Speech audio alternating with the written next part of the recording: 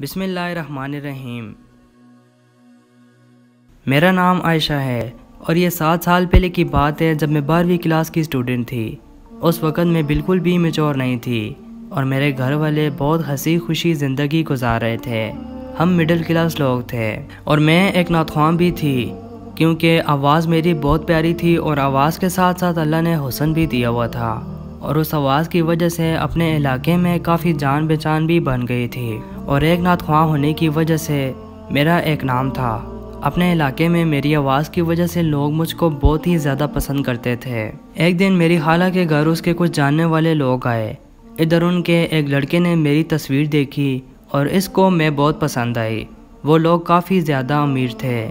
اس لڑکے کے گھر میں اس کا ایک والد تھا اور 6 بہنیں اور وہ اکیلا ایک ہی بھائی تھا اور وہ عمر میں مجھ سے 20 سال بڑا تھا لیکن شکل و صورت سے لگتا نہیں تھا کیونکہ وہ کافی امیر تھے۔ ان کی فیملی اور وہ خود انگلینڈ میں رہتے تھے۔ اس نے میری خالہ کو فورس کیا کہ وہ اس کے رشتے کی بات میرے گھر والوں سے کرے۔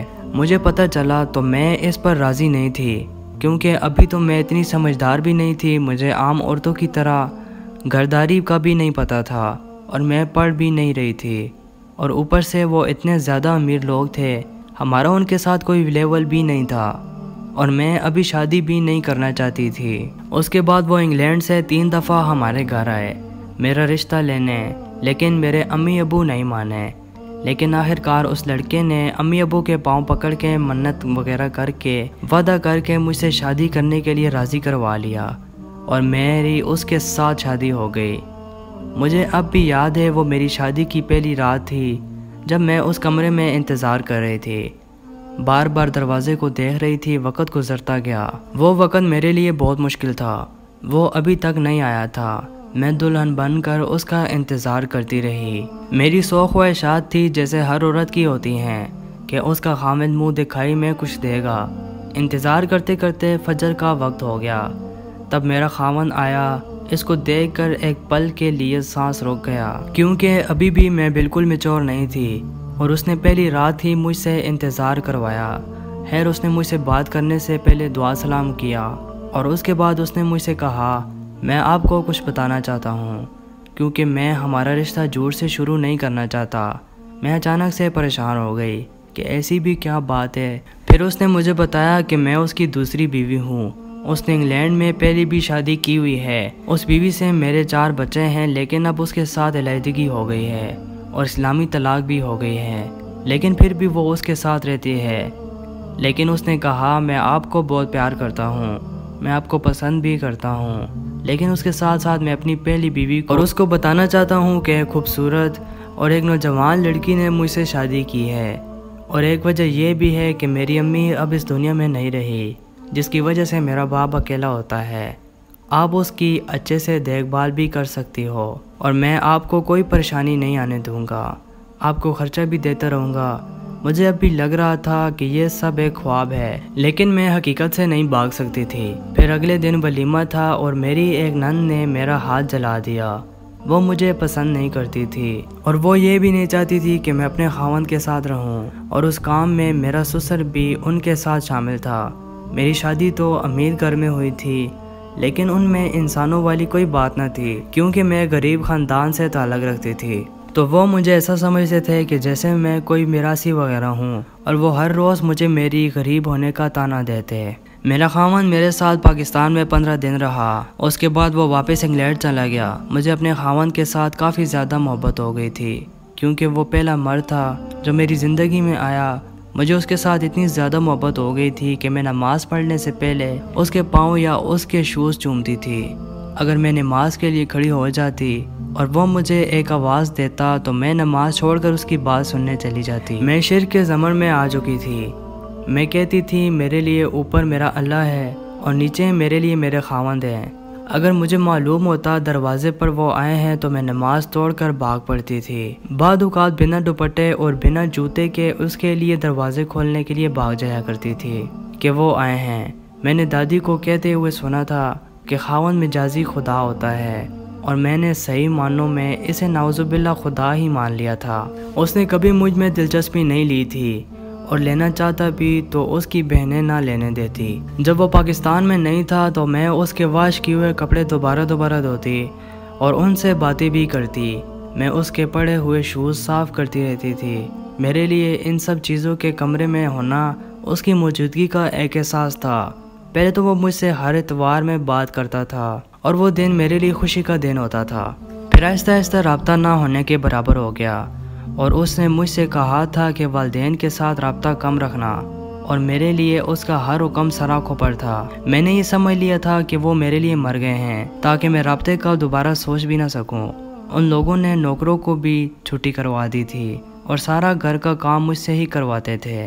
میں کبھی اتنا تھک جاتی تھی کہ پورا دن واش روم میں بے ہوش پڑی رہتی تھی، اور میں اتنا پریشان رہتی تھی کہ اس پریشانی کی وجہ سے میں بیمار ہو گئی۔ لیکن میرے سسر نے کہا کہ اگر آپ کو ڈاکٹر کے پاس لے کر گئے تو ہمارا خرچہ ہو جائے گا۔ وہ اتنے کنجوس تھے کہ انہوں نے مجھے عام سے جوتے بھی لے کر نہیں دیے تھے۔